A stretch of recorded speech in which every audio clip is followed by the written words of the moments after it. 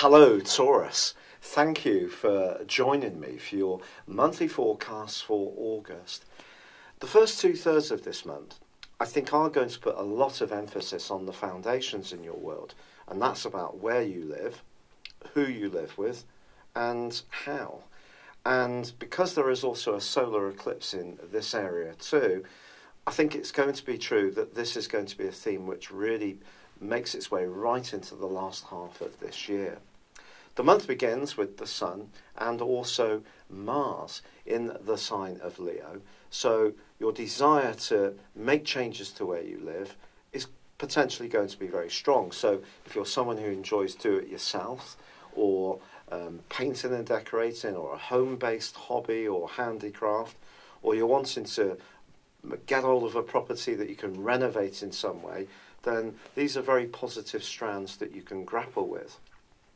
On the 3rd of the month, however, Uranus, the planet of restlessness, does go into a retrograde, which will last for the next 5.5 months.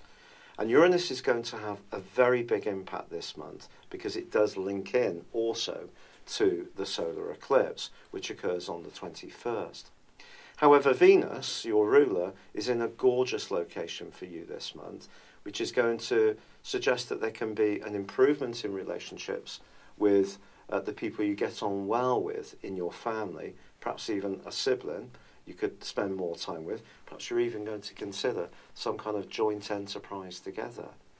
However, Mercury, the planet of communication, is also in a great spot too, and through to the 12th is really going to give you an opportunity to use your natural sense of humour and your earthy charm to good effect when it comes to your ideas.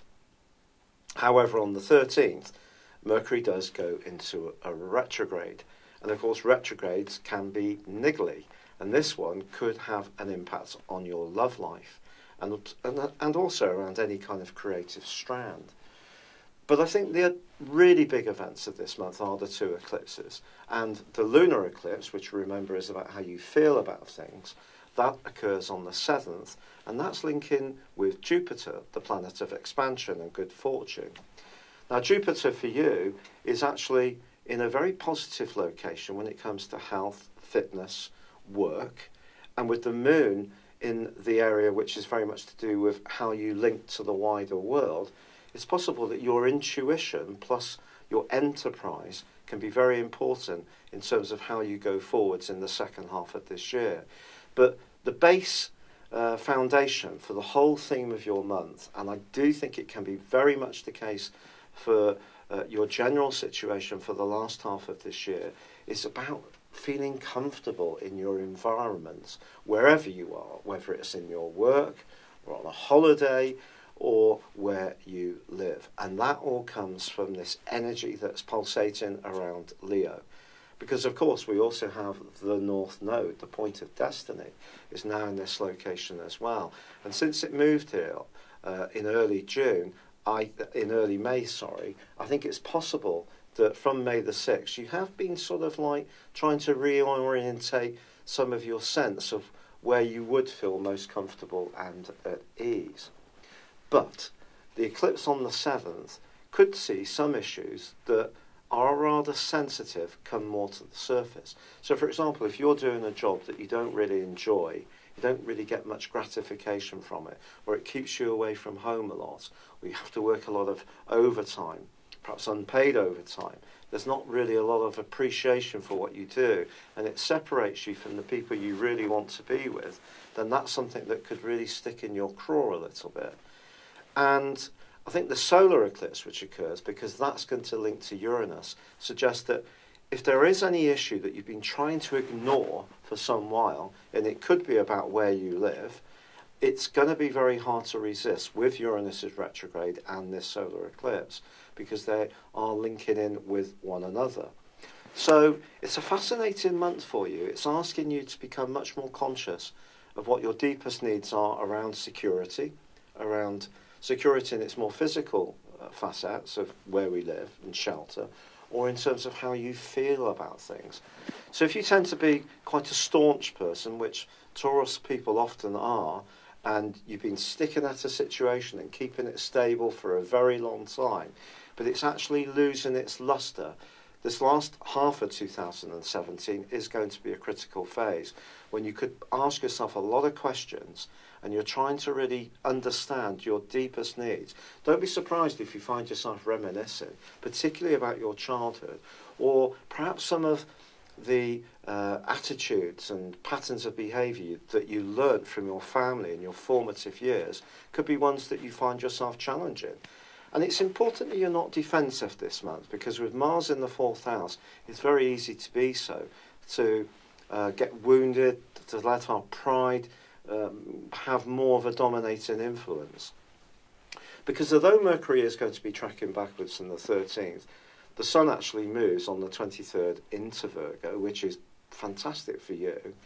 And Venus is in that great location for you right through to the 25th.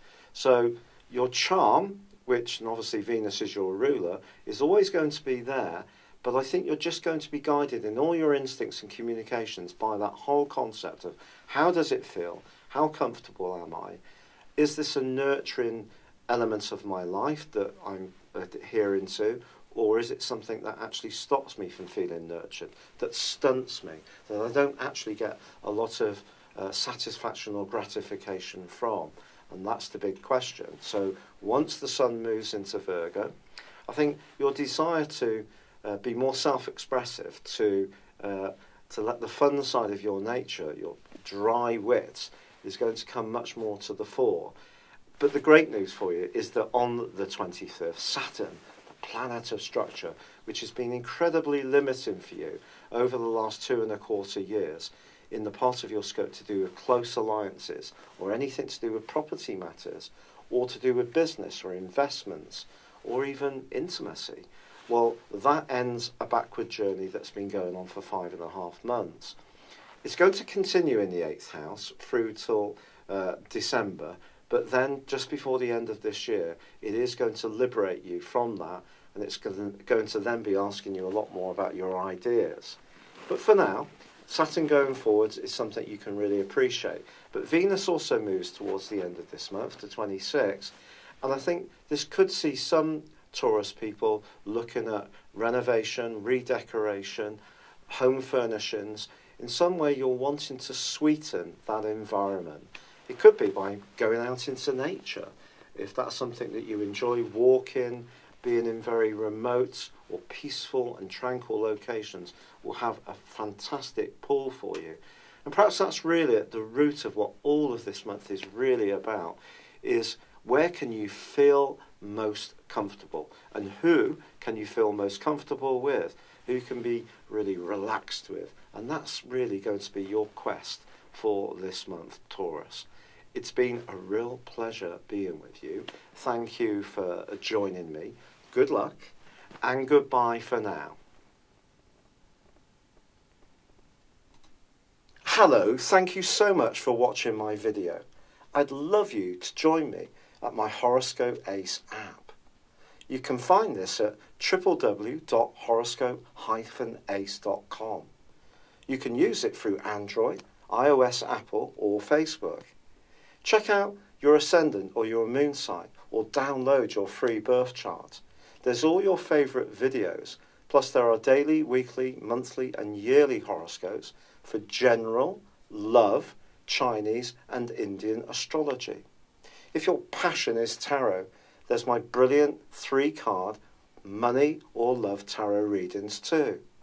And it's all there at www.horoscope-ace.com. Thank you.